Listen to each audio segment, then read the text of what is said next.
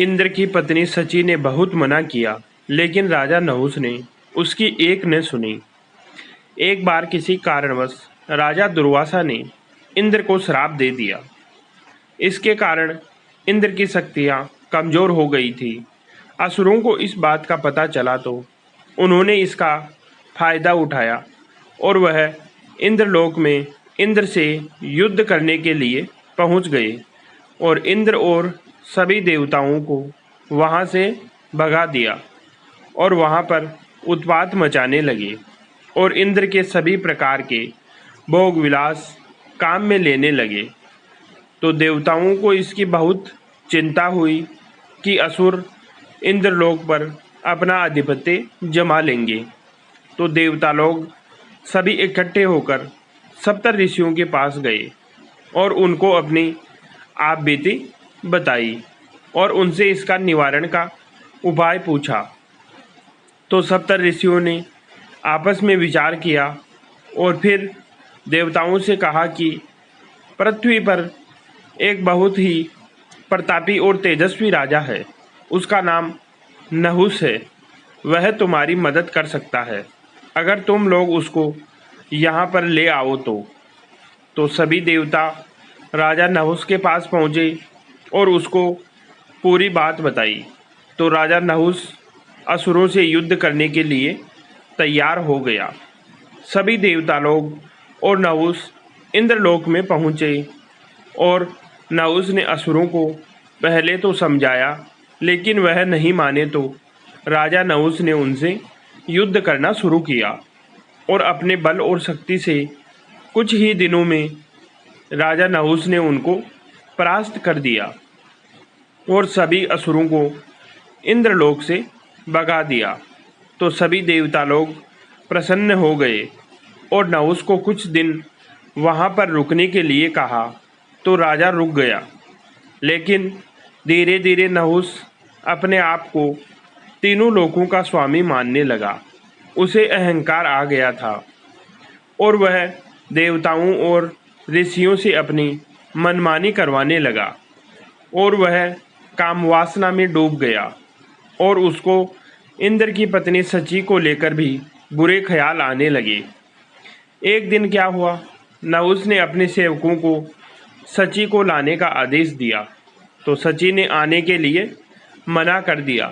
तो राजा नहुस खुद सची के पास पहुंच गया और उसको कहने लगा कि देखो, इंद्र का तो अब पता नहीं कहाँ गया और अब मैं ही यहाँ का राजा हूँ और इंद्र का सिंहासन, ऐरावत हाथी, कामधेनु गाय, कल्पवृक्ष और इंद्र की सभी सुविधाएं मेरे पास ही है। तो तुम मेरी पत्नी बन जाओ। इंद्र का कोई अता पता नहीं है। तो सची ने नहुस को खूब समझाया, लेकिन नहुस ने उसकी एक ना सुनी। तो सची को नहुस ने कुछ दिनों का टाइम दिया। सची परेशान होकर बृहस्पति के पास गई और नहुस की नीच हरकत के बारे में बताया।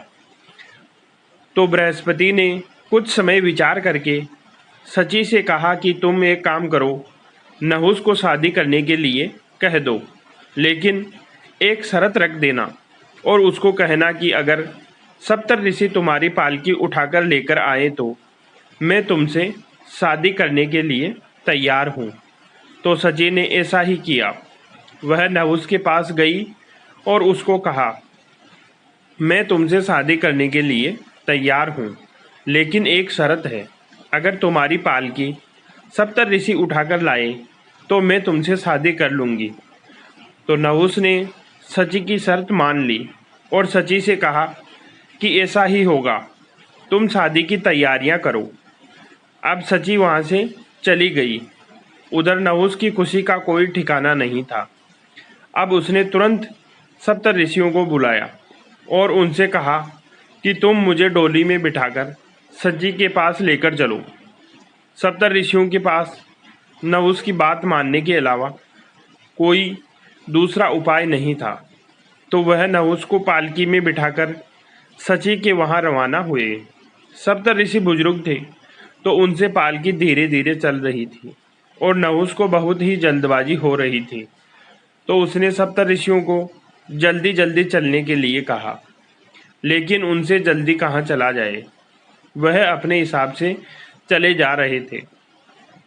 तो नहुस को गुस्सा आ गया और उसने ऋषि अगस्त को लात मार दी। अब सप्तऋषियों का सब्र का बांध टूट गया और उन्होंने पालकी नीचे रखी और राजा नहुस को श्राप दिया और कहा, जा मृत्युलोक में जाकर अजगर बन जा। इतने में इंद्रलोक का राजा नहुस अजगर बन गया और युगों तक मर्त्युलोक में अजगर की योनि भुगतता रहा। फिर द्वापर युग में पांडुओं ने उसका उद्धार किया। उधर बृहस्पति ने इंद्र का पता लगाया और उसको श्राप से मुक्ति दिलाई और फिर से इंद्रलोक संभालने के लिए कहा।